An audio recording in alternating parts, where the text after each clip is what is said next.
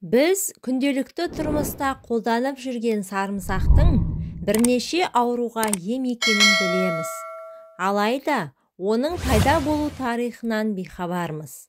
Осы орайда сарымсақтың нақты қандай ауруларға емдік дәрі ретінде қолданылатынын толығырақ ашық айтуды жөн көрдім.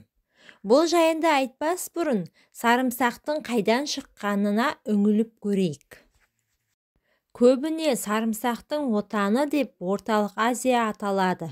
Кейбір деректерде Алтай таулары мен Тянь-Шань арасындағы жазықтық деп жазылған. Мыңдаған жыл бұрын ол Қытайға, Египетке және басқа елдерге келуі де мүмкін деген деректер де жоққа шығарылмайды.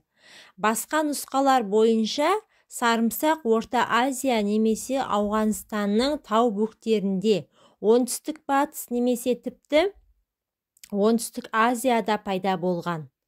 Мұнда жеткілікті халық әлі күнге дейін жабайы өсетін сарымсақты пайдаланады. Ол өзге дақылдардан айтарлықтай ерекшеленбейді. Оның өткір иісіне қарамастан, ежелгі Мысырда, Грекияда, Римде, Үндістанда өсірген. Ендеше Құранда айтылған сарымсақтың пайдасына тоқталайық. Бірінші, бактериямен күреседі. Сарымсақты шикідей жегенде аллеция заты бөлінеді. Бұл зат түрлі зиянды бактерияларды жояды. Сондай-ақ антисептикалық, яғни залалсыздандыру қабілетіне ие. Егер сарымсақты қыздырса немесе ыстық суға салса, онда аллеция бөлінбейді. Ас мәзіріне шикі сарымсақты қоссаңыз, ағзаңызды өкпе құрты, кандидоз немесе герпес ауруларын тудыратын түрлі бактериялармен қорғайсыз. Екінші, қан тамырларының қызметін реттейді. Сарымсақтың құрамындағы аллицин жүрек қан тамырлары жүйесінің қызметін реттейді. Күніне сарымсақтың бір бөлігін жесе, қан тамырларын нығайтып, қан айналымын жақсартады. Залалды холестерин мөлшерін 10%-ға төмендетеді. Сәйкесінше қанның ұюын болдырмай, жүрек талмасының алдын алады. 12 апта бойы сарымсақты үзбей қолдану артериалды қан қысымын реттейді. Үшінші, қандағы қан мөлшерін төмендетеді. Қан диабетімен ауыратындар күнделікті сарымсақ жегені жөн. Сарымсақ қандағы қант мөлшерін 25%-ға төмендетеді. Бауырдағы инсулиннің ыдырауын баяулатады.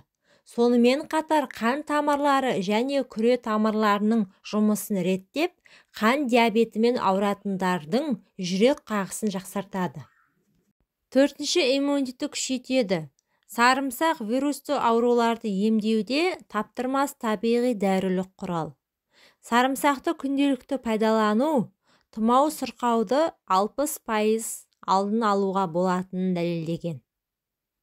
Тұмаудың алдын алу немесе ауыра қалған жағдайда емдеу үшін күніне 2-3 рет мұрынға сарымсақтың суын тамызған жақсы. Бесінші, қатерлі ісіктің алдын алады.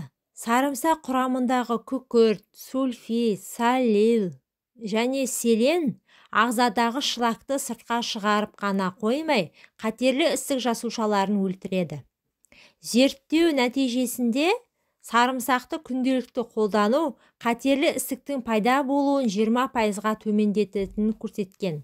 Соның ішінде асқазан рагы, тоқшек ісігі, бауыр, сүт безі ісігі қаупін азайтады. Жетінші, ас қорыту. Сарымсақ ас-ішек жолдарына өте пайдалы.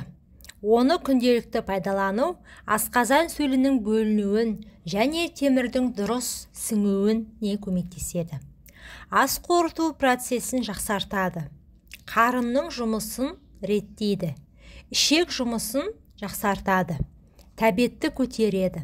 Алайда, асқазан ойық жарасы және басқа да аурулардың асқынуы кезінде сарымсақты қолданбаған дұрыс. Сегізінші, буын аурулары. Сарымсақтың аяқ-қол буындары үшін пайдасы зор. тұз жиналудың алдын алуға болады. Зақымданған буынның тіндерін қалпына келтіреді. Сүйек майларының азаюын болдырмайды. Остеоартриттің алдын алады. Сондықтан да сарымсақты ас мәзіріне қосыңыз. Теріні қалыпқа келтіреді. Сарымсақтың құрамындағы дәрумендер теріні серпінді етеді. Безеудің пайда болуын азайтады. Әжімнің, бет терісінің қартаюын алдын алады. Бұл үшін сарымсақтан жасалған маска жасау міндетті емес. Күніне сарымсақтың 1-2 бөлігін жесеңіз болғаны. Сарымсақтың зияны қандай? Сарымсақ құрамы түрлі элементтерге өте бай. Десе де оны шамадан тыс жеуге болмайды. Әйтпесе уланып қаласыз. Күніне 8 тіс сарымсақты жесе қан кетеді. Сарымсақты аш қарынға жемеген жөн. Асқазаны ауыратындар ауруы асқынғанда немесе қозған кезде сарымсақты жемегені дұрыс. Сарымсақты көп жесе ішке газ көп жиналады. Жүрек айнып, бас ауырады. Дене температурасы көтеріледі. Сарымсақты балғын күйінде жеген жөн. Сонда ғана оның құнары мен пайдасы бойға дариды. Назарларыңызға рахмет, пайдаларыңызға жарасын. Алтынайдан кеңес арнасына тіркеліп, видеоға лайк басуды ұмытпаңыздар.